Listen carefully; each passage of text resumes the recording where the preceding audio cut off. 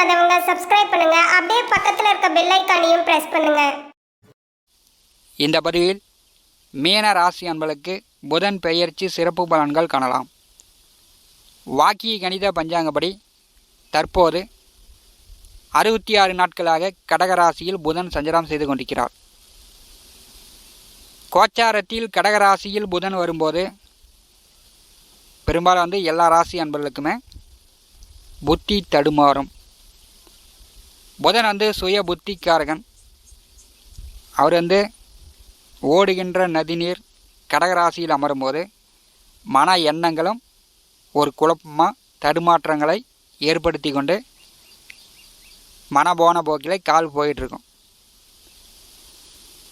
வாக்கிய கணித பஞ்சாங்கப்படி ஆவணி மாதம் 15ஆம் தேதி கடகராசியிலிருந்து சிம்மராசிக்கு புதன் பெயர்ச்சியாகி ஆட்சி பெற்ற சூரியனுடன் கூட்டணி சேர்ந்து புத அதியோகத்தில் சஞ்சாரம் செய்ய போகிறார். இந்த புதன் பெயர்ச்சியின் மூலம் மீனராசி என்பதற்கு எந்த மாதிரியான பலாபலன்கள் நடக்கும் என்பதை இந்த பதிவில் காணலாம். ஒரு கிரகம் ஒரு ராசியிலிருந்து மற்றொரு ராசிக்கு பெயர்ச்சியாகும் போது நன்மை தீமை இரண்டும் எதிர்பாராமல் நடக்கும். இந்த மண்ணில் மனிதனாக பிறந்த அனைவருக்கும் நல்லதாக இருந்தாலும் கெட்டதாக இருந்தாலும் எதிர்பார்க்காமல் தான் நடக்குது. அது மாதிரி ஒரு ராசியிலேருந்து மற்றொரு ராசிக்கு ஒரு கிரகம் பெயர்ச்சி ஆகும்போது எதிர்பாராத நன்மை தீமைகள் கண்டிப்பாக நடக்கும். சூரியன் சுக்கிரன் புதன் இந்த 3 கிரகங்களும் முக்கூட்டு கிரகங்கள். சூரியனை நெருங்கியே புதன் சுக்கிரன் சஞ்சாரம் செய்து கொண்டிருப்பார்கள். மீன ராசிக்கு 4ஆம் வீட்டிற்கும் 7ஆம் வீட்டிற்கும் அதிபதியானவர் புதன்.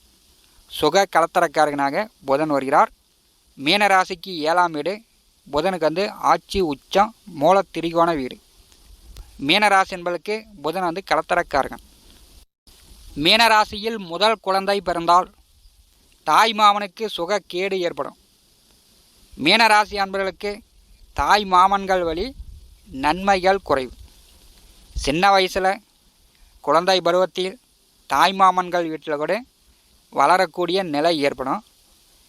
நீங்கள் வளர்ந்து பெரிய ஆளாக தாய் மாமன்கள் வழி பெரும்பாலும் மீனராசி அன்பர்களுக்கு நன்மைகள் குறைவு. மீனராசியில் புதன் தன்னுடைய முழு பலத்தையும் இழக்கக்கூடியவர். மீனராசியில் புதன் நேசம். மீனராசியில் பிறந்தவர்கள் உயர்கல்வி 3 டிகிரி 4 டிகிரி அதிகம் படிக்கக்கூடியவர்கள் உண்டு.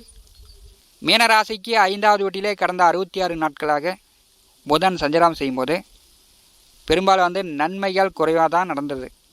மனைவி மக்களிடம் பகை. மீனராசி என்பதற்கு கை கேட்டியது வாய் கேட்டல. உங்களுடைய மன எண்ண சிந்தனைகள் பெரும்பாலும் உங்களுக்கு கை கொடுக்காத நிலை ஏற்பட்டிருந்திருக்கும். மீனராசிக்கு 6ஆவது வீட்டிலே சூரியன் ஆட்சி நிலையில் சனி பகவான் பார்வையில் சஞ்சாரம் செய்து கொண்டிருக்கிறார். கோச்சாரத்திலே 6ஆம் வீட்டிலே ஆட்சி பலத்துடன் சூரியன் சஞ்சாரம் செய்யும்போது அதிகார பலம் மீனராசி என்பதற்கு கிடைக்கிறது. வேலை இல்லாதவர்களுக்கு வேலை கிடைக்கும். நீங்கள் அரசு வேலைக்கு முயற்சி செஞ்சாலும் அரசு வேலை கிடைக்கும். அரசு வேலையில் இருக்கக்கூடியவர்களுக்கு உயர் பதவி கூடுதல் சம்பளம் பிரமோஷன்லாம் எதிர்பார்க்கலாம்.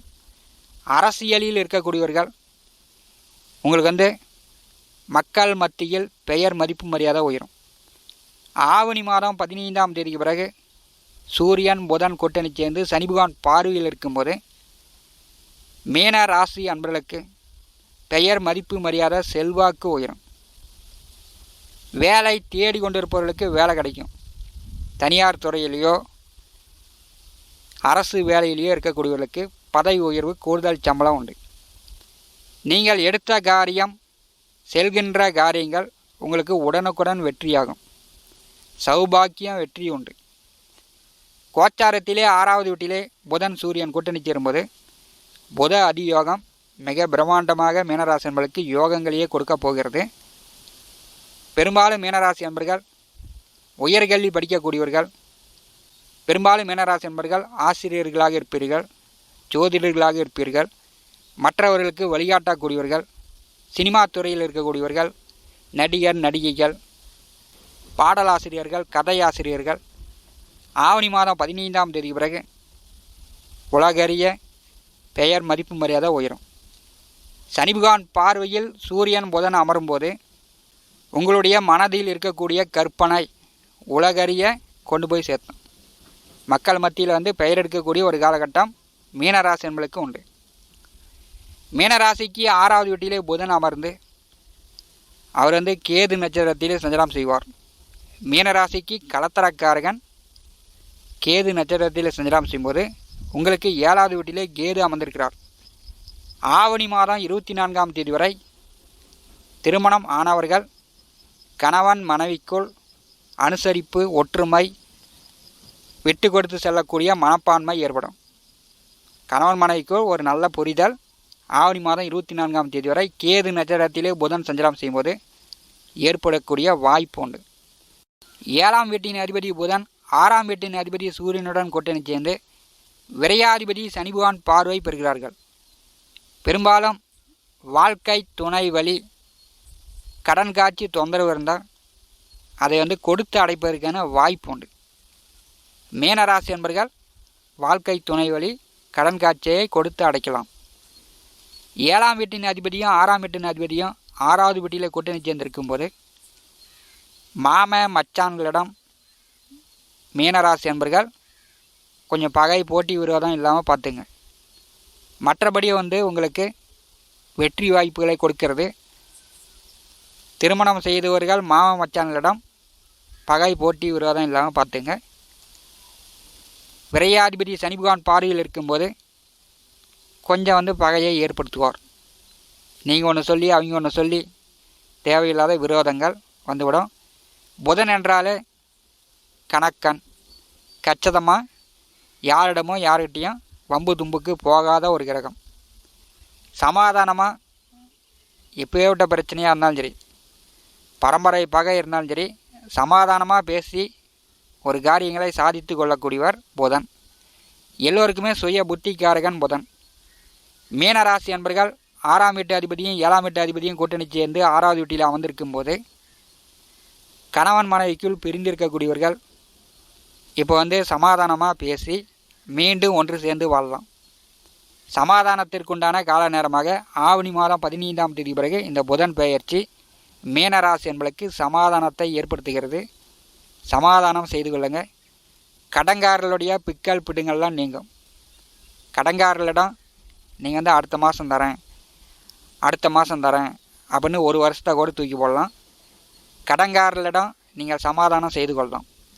6வது வீட்டிலே புதன் சஞ்சாரம் செய்யும்போது மீனராசி என்பதற்கு சமாதானத்தின் வழி நன்மைகள் பல உண்டு. மீனராசியின் அதிபதி 3வது வீட்டிலே செவ்வாய் நட்சத்திரத்தில் சஞ்சாரம் செய்கிறார். செவ்வாய் புகான் பார்த்தீங்கன்னா உங்களுக்கு வந்து 4வது வீட்டிலே சஞ்சாரம் செய்கிறார். சுகஸ்தானத்திலே செவ்வாய் சஞ்சாரம் செய்யும்போது உங்களுக்கு வந்து கோபதாபங்கள் கூடுதலாக வரும். மூக்கு மேலே கோபம் வரும். அந்த கோபங்களை கண்ட்ரோல் படுத்திங்க. எதுக்கு எடுத்தாலும் யாரையும் குறையாக சொல்லாதீங்க. மற்றவர்கள் சொல்வதை கேட்டு நீங்கள் வந்து பொறுமையாக கேட்டு அறிந்து புரிந்து நடந்து கொள்ளுங்கள். மீனராசியில் புதன் நேசம். நீங்கள் 3 டிகிரி படித்தாலும் 4 டிகிரி படித்தாலும் மற்றவர்களுக்கு எல்லோருக்கும் நீங்கள் வழிகாட்டியாக இருந்தாலும் உங்களுக்கு வந்து மற்றவர்கள் புத்திமதியாக ஐடியா சொல்லும் பொழுது அதை ஏற்கும் திறமை உங்களிடம் இல்லை. உடனே வெட்டுக்குன்னு பேசிடுவீங்க. மற்றவர்களை காயப்படுத்தக்கூடிய தன்மை மீனராசி என்பதற்கு உண்டு. இதான் வந்து புதன் நேசம் என்பது உங்களுடைய வாய் வார்த்தையின் மூலம் மற்றவர்கள் கண்டுபிடித்து விடுவார்கள். இதை வந்து மீனராசி என்பவர்கள் அறிந்து புரிந்து நடந்து கொள்ளுங்கள். உங்கள் ராசிக்கு 4வது வீட்டிலே செவ்வாய் சஞ்சாரம் செய்யும்போது மீனராசி என்பவர்கள் பொறுமையை கடைபிடிக்க வேண்டும். வெட்டுக்குன்னு எதற்கு எடுத்தாலும் மற்றவர்களை பொரிந்து எரிந்து விழக்கூடாது. பேச்சிலையும் உங்களுடைய செயல்பாடுகளிலும் கொஞ்சம் பொறுமையாக இருக்கணும். வண்டி வாகன போக்குவரத்தில் பொறுமையாக போயிட்டு பொறுமையாக வாங்க. கோச்சாரத்தில் 4ஆம் வீட்டில் செவ்வாய் வரும்போது வண்டி வாகனத்தில் போய் கீழே விழுந்து கை காலில் காயங்கள் ஏற்படுத்தி விடுவார். மற்றபடி வந்து 3வது வீட்டிலே செவ்வாய் நட்சத்திரத்திலே குருபகான் சஞ்சாரம் செய்யும்போது பெரும்பாலும் தடைகள் நீங்கும். காரியங்கள் வந்து ஒரு தடவைக்கு 2 தடவை முயற்சி செஞ்சிங்கன்னா நீங்கள் வந்து எடுக்கின்ற காரியங்கள் வெற்றியாகும். நஷ்டங்கள் வந்து ஆவணி மாதம் 15ஆம் தேதி பிறகு நஷ்டமும் விரயமும் மீனராசி என்பதற்கு குறையக்கூடிய ஒரு நேரகாலமாக உண்டு. மேலும் தகவலுக்கு எங்கள் சேனலை மறக்காமல் சப்ஸ்கிரைப் பண்ணுங்கள். நன்றி.